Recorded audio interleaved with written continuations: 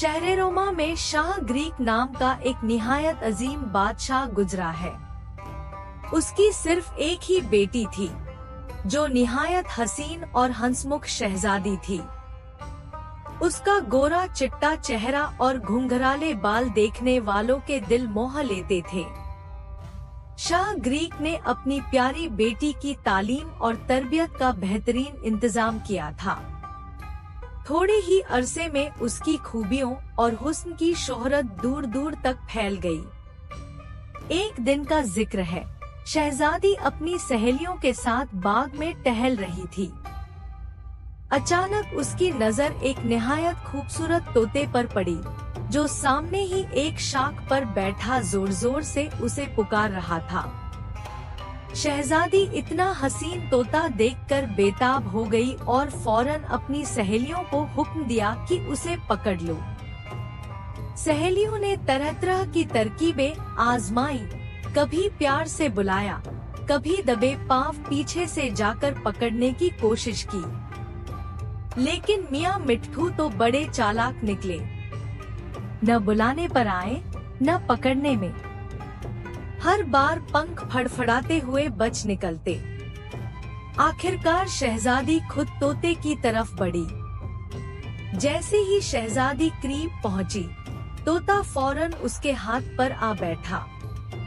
उसी वक्त एक पिंजरा मंगवाया गया और मियां मिट्ठू को उसमें छोड़ दिया गया।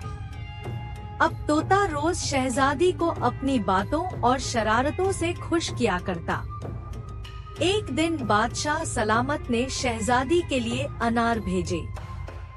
शहजादी ने तोते से हंसकर पूछा, बताओ मियां मिट्ठू, इन अनारों में सबसे अच्छा अनार कौन सा है? तोते ने फौरन एक ख्वान की तरफ इशारा किया और बोला, शहजादी, जो अनार ख्वान के दरमियान में रखा है उसे चीर कर देखिए। शहजादी ने वैसा ही किया। जैसे ही अनार चाक किया गया तो उसके दाने इतने मोटे और खुशरंग निकले कि सब देखने वाले वाह वाह कर उठे। शहजादी तोते की अक्लमंदी से बहुत खुश हुई। कुछ दिन बाद शहजादी ने तोते से मुस्कुराकर पूछा, मियां मिट्ठू, क्या दुनिया में कोई ऐसा भी है जिसका रंग अनार के दाने की तरह खुशरंग हो? तोते ने फौरन जवाब दिया, जी शहजादी, अगर आप लाल शहजादे को देख ले तो अनार के ये दाने भूल जाएंगी।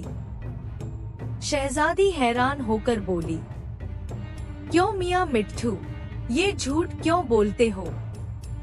तोता मुस्कुराकर बोला, शहजादी, ये झूठ नहीं, सच है।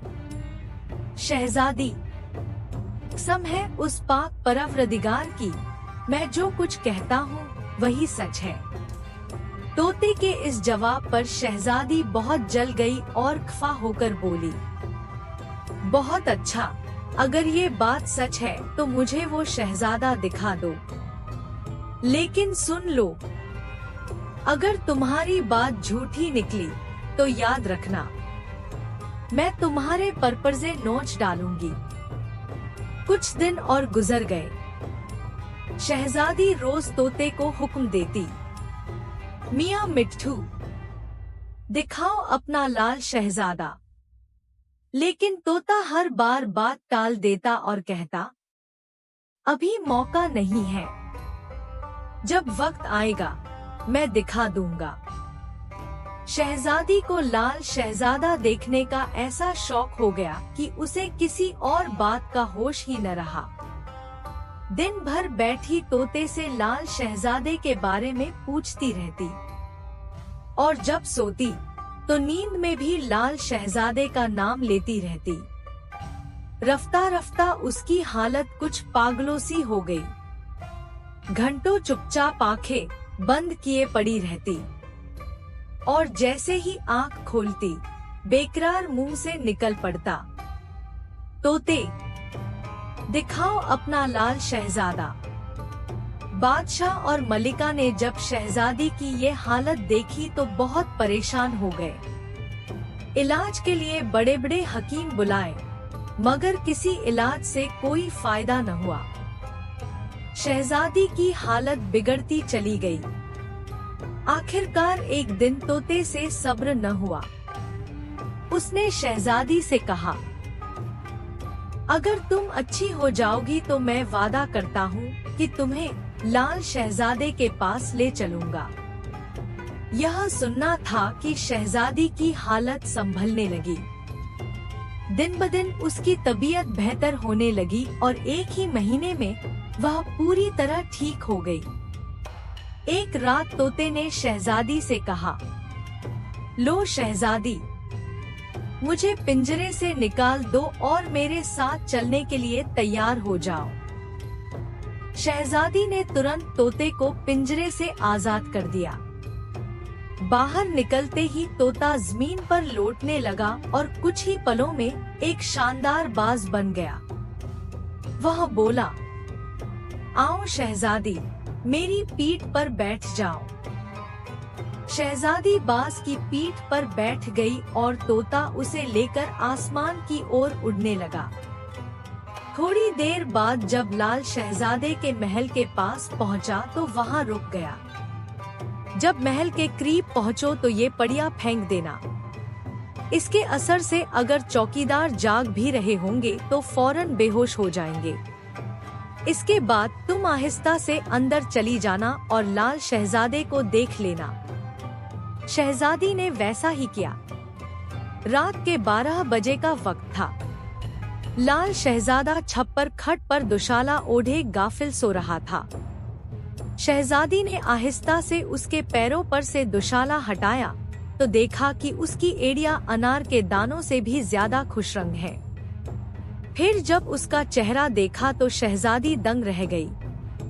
ऐसी खूबसूरती जिसका कभी गुमान भी न किया था। मालूम होता था जैसे किसी संतराश ने अपने ख्वाब को हकीकत का रूप देकर बड़ी मेहनत और चाहत से एक हसीन मूरत तराश दी हो। शहजादी ने शहजादे का दुशाला अपने दुशाले से बदल दिया और फिर जिस तरह आई थी उसी तरह वापस महल से निकल गई। सुबह जब शहजादा उठा तो अपने दुशाले को देखकर बहुत हैरान हुआ। उसने पहरेदारों से पूछा, मेरा दुशाला कहाँ गया और ये ज़नाना दुशाला यहाँ कैसे आया? मगर बेचारे पहरेदार कुछ भी न बता सके। शहजादा सख्त नाराज हुआ और उन्हें आइंदा ज्यादा एहतियात से पहरा देने की सख्त ताकीद की। अगले दिन फिर शहजादी तोते के साथ रवाना हुई। तोता उसे दोबारा लाल शहजादे के महल ले गया। गर्ज ये हुआ कि शहजादी हर रोज लाल शहजादे की ख्वाबगाह में जाती और अपनी कोई न कोई चीज उसकी चीज से बदल कर ले आती। एक दिन शहजादे को सख्त गुस्सा आया और उसने इरादा कर लिया, आज मैं खुद अपने चोर को पकड़ूंगा। उस रात जब शहजादी हमेशा की तरह दबे पाव ख्वाबगाह में दाखिल हुई और शहजादे के चेहरे पर से दुशाला उठाने को हाथ बढ़ाया ही था कि शहजादा अचानक जाग उठा। उसने फौरन शहजादी की कलाई पकड़ ली और बैठ गया। डर के मारे शहजादी की घिघी बंध गई। बमुश्किल जुबान से निकला, मुझे जाने दीजिए, मुझे जाने दीजिए।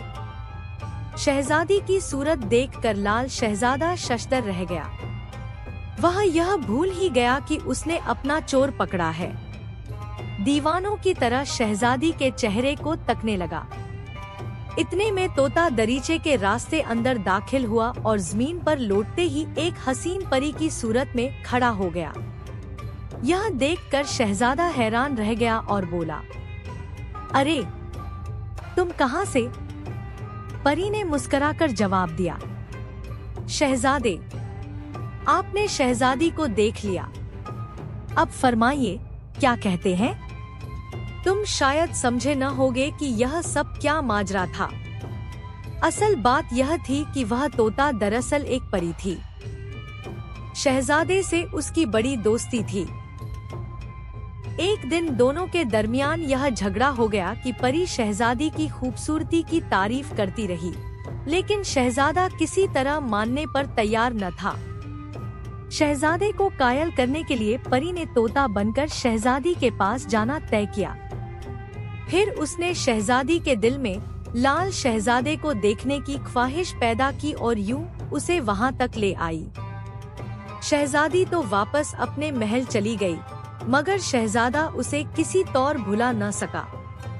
उसने दिल ही दिल में ठान ली कि कुछ भी हो जाए वह इसी शहजादी से शादी करेगा।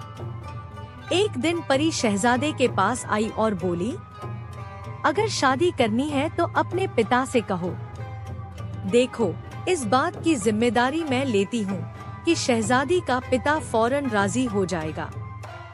सुबह ही शहजादे ने मंत्री से जिक्र किया कि मैं रोमा की शहजादी से शादी करना चाहता हूँ। मंत्री ने यह अर्जा बादशाह के सामने रखी। बादशाह सलामत ने मंत्री की राय को पसंद फरमाया और फौरन शाह ग्रीक के नाम संदेश भेज दिया। शाह ग्रीक भी शहजादे की खूबसूरती और उसके उच्च नैतिक गुणों के बारे में बहुत कुछ सुन चुका था। यह रिश्ता सुनकर वह बहुत खुश हुआ और फौरन अपनी मंजूरी दे दी। कुछ दिन बाद बड़ी धूमधाम से दोनों की शादी हो गई और वे हमेशा हंसी खुशी रहने लगे।